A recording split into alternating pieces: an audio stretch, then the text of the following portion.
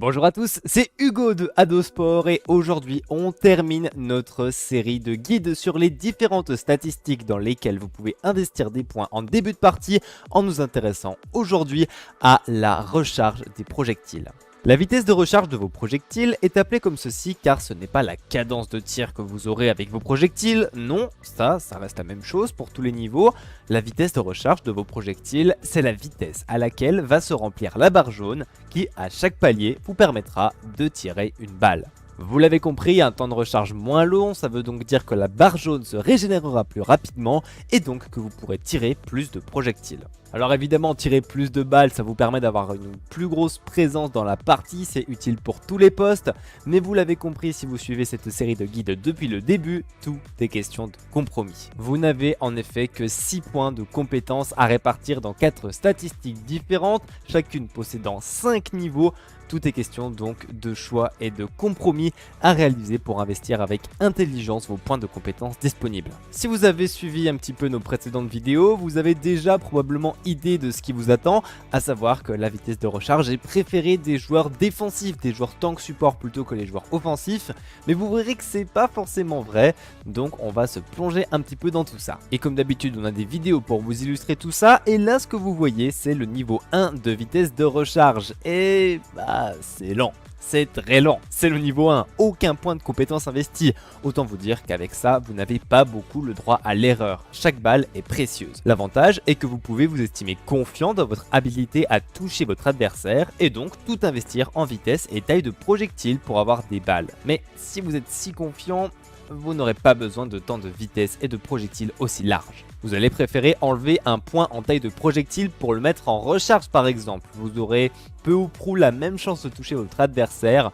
et surtout vous pourrez tirer plus souvent et donc avoir plus de chances de marquer des points. Pour le point stat, vous mettez 2,4 secondes pour recharger un projectile, soit 12,2 secondes pour recharger la barre complète, mais ça on vous fera un petit tableau récapitulatif comme d'habitude en fin de vidéo pour analyser toutes ces stats. Passons au niveau 2 qu'on retrouve dans des sets offensifs en 5-2-2-1 ou même 4-3-2-1. Autant vous dire que c'est un investissement qu'on retrouve très souvent. C'est le compromis privilégié par les joueurs professionnels avec une vitesse de recharge par projectile de 1,7 secondes, soit 31% d'amélioration par rapport au palier précédent, et un passage à 8,4 secondes pour recharger complètement la barre au lieu de 12,2 secondes. Comme je l'ai dit, c'est le meilleur compromis pour les sets offensifs où vous voulez garder des points en vitesse et taille de projectile, et vous êtes assez confiant dans votre habileté à toucher et dans la létalité de vos projectiles pour ne pas tant avoir besoin de tirer que ça. On le sait, la différence entre le niveau 1 et le niveau 2 dans les statistiques est toujours la plus forte, c'est pour ça que quand on joue offensif, on essaie de ne laisser aucune statistique au niveau 1, mis à part la statistique de bouclier évidemment. Niveau 3 maintenant,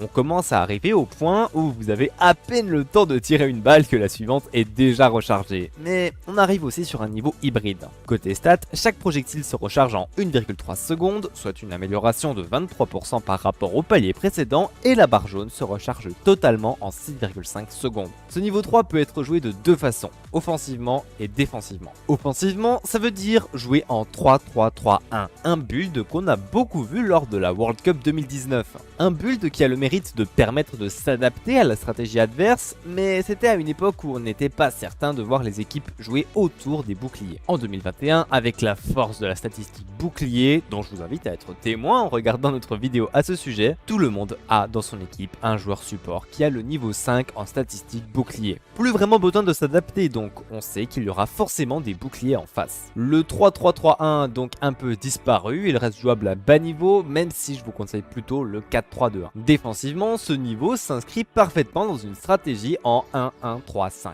Vous voulez maximiser vos points en bouclier pour protéger votre équipe, vous n'avez que faire de vos points en vitesse et taille de projectile puisqu'ils ne vous aideront pas à taper les boucliers adverses pour les détruire, donc vous investissez vos points restants dans la dernière statistique disponible, à savoir la statistique de vitesse de recharge des boucliers dans laquelle vous mettez 2 points pour atteindre le niveau 3. On enchaîne avec le niveau 4. Vous le voyez, difficile de se débarrasser de tous ces projectiles au vu de la vitesse à laquelle ils reviennent. Et pourtant, on est encore ici sur un niveau hybride comme le niveau 3, avec un temps par projectile qui passe tout de même en dessous de la seconde, avec 0,9 secondes, soit une amélioration de 29% pour un temps de recharge total à 4,5 3,6 secondes. C'est un niveau hybride comme j'ai dit, on sait pas vraiment sur quel pied danser avec un tel investissement, c'est ni le niveau 2 ni le niveau 3, et au final, il n'y a pas trop de stratégie autour. Défensivement, ça voudrait dire sacrifier un point en bouclier pour atteindre ce niveau 4, donc on n'a vraiment pas envie.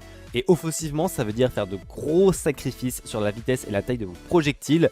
Et là, ça risque d'être très difficile pour toucher vos adversaires. Surtout que l'avantage d'avoir une vitesse de recharge aussi élevée, c'est de pouvoir maintenir une pression constante sur votre adversaire. Mais comme nous le disait Jérôme, le capitaine de l'équipe de France de Ado qu'on a eu en interview, il nous disait lors de son interview qu'il valait mieux jouer par salve plutôt que par pression continue. Donc si vous vous coordonnez bien avec vos coéquipiers, vous pourrez optimiser vos salves et les rendre efficaces, et ce, peu importe votre statistique de recharge, puisqu'elle n'impacte pas sur la cadence de vos tirs. Tout ça pour dire que l'apport du niveau 4 n'est pas décisif stratégiquement parlant, et il en va de même pour le dernier niveau, le niveau 5, où vos projectiles mettront 0,7 secondes à se recharger, une augmentation de 23%, pour un temps de recharge complet fixé à 3,6 secondes. Peut-être verrons-nous à l'avenir un build de technicien en 1-1-5-3 avec une vraie spécialisation pour détruire les boucliers adverses, en sacrifiant le côté bouclier et le côté offensif. Comme d'habitude, je vous mets le tableau récapitulatif de toutes les statistiques numériques dont je vous ai parlé. Je vous invite à mettre la vidéo sur pause si vous souhaitez étudier tout ça plus en détail.